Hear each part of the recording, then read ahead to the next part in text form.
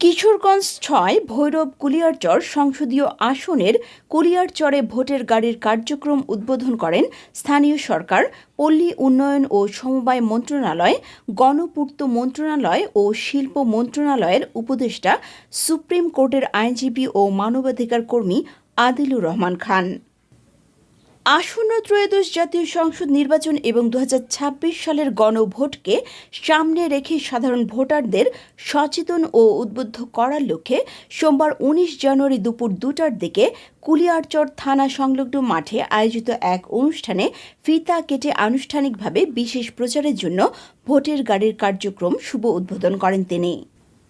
এর আগে তিনি প্রধান অতিথির বক্তব্যে বলেন, মূলত নির্বাচনের গুরুত্ব ও ভোটাধিকার প্রয়োগে জনসচেতনতা বৃদ্ধির উদ্দেশ্যেই এই বিশেষ উদ্যোগ নেওয়া হয়েছে।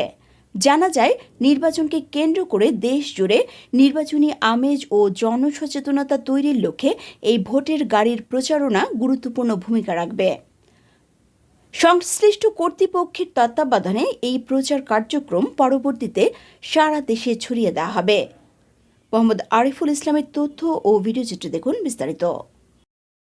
উপজেলার প্রত্যেকটি ঘরে ঘরে আমরা এই সংবাদটা পৌঁছাতে চাই। এই সংবাদ পৌঁছানোর জন্য আমরা সামনে যারা বসে আছি, আমাদের সামনে শিক্ষক, স্কুলের শিক্ষক, এনজিও কর্মী, ধর্মীয় প্রতিষ্ঠানের প্রধান, সরকারি কর্মকর্তা, বিভিন্ন স্কুলের শিক্ষকবৃন্দ, ওনারা সকলেই কাজ করতে হবে আমাদের। আমরা যদি সকলেই কাজ করি ঐক্যবদ্ধভাবে, তাহলে প্রত্যেকটি ঘরে এই সংবাদটা পৌঁছবে। যেমন অনেক মানুষ আছে হাওড়ে বাস করে, তারা জানে না গণভোট কি, কীভাবে আমরা দিব, কেন দিব, এই বিষয়গুলো এই সংবাদটা পৌঁছে দেওয়ার দায়িত্বই হচ্ছে আমাদের নাগরিকদের দায়িত্ব। আজকে আমরা এই জন্য আসছি মাননীয় উপদেষ্টা সহ ঢাকা থেকে। আমরা প্রতি সপ্তাহে প্রায় প্রতিদিনই বিভিন্ন জায়গায় আমরা অনুষ্ঠান করি।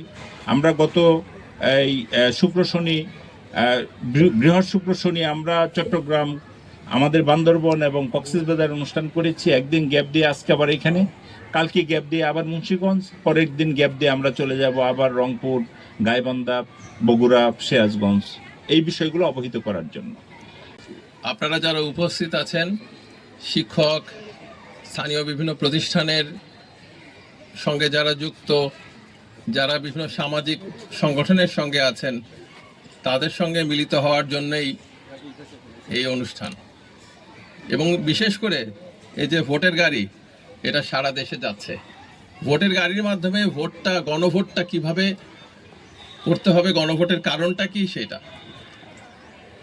আমাদের দেশে দীর্ঘদিন একটা ব্যবস্থা, ফ্যাসিবাদী ব্যবস্থা জোর করে চেপেছিল। ভোট টোট হয় নাই, জোর জবরদস্তির শাসন ছিল। সেটার প্রতিবিধান করার জন্য, সেটার অবসান ঘটাবার জন্য সেই আবাবিল পাখির মতন বাংলাদেশের ছাত্র জনতা রাস্তায় নেমে আসছিল। কবে? জুলাই আগস্টে 2024-এ। এটা আসলে আল্লাহর রহমত।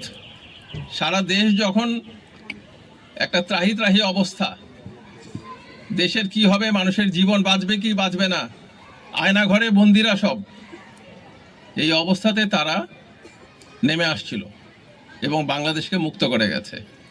অনেক শহীদ, 1400, হাজার হাজার আহত। সেই জুলাই যোদ্ধাদের উদ্যোগে সরকার যেই রাজনৈতিক দলগুলিকে, যারা জুলাইয়ের পক্ষে ছিলেন, তাদের নিয়ে বসার ব্যবস্থা করেন এবং এই জুলাই সনদ স্বাক্ষরিত হয়। সনদে বিভিন্ন বিষয়গুলি আছে যেগুলা দেশের মানুষের আকাঙ্ক্ষা বাস্তবায়নের জন্য, ভবিষ্যৎ বাংলাদেশ কিরকম হবে সেটার জন্য। এই জুলাই সনদের জন্যই 12 তারিখে গণভোট।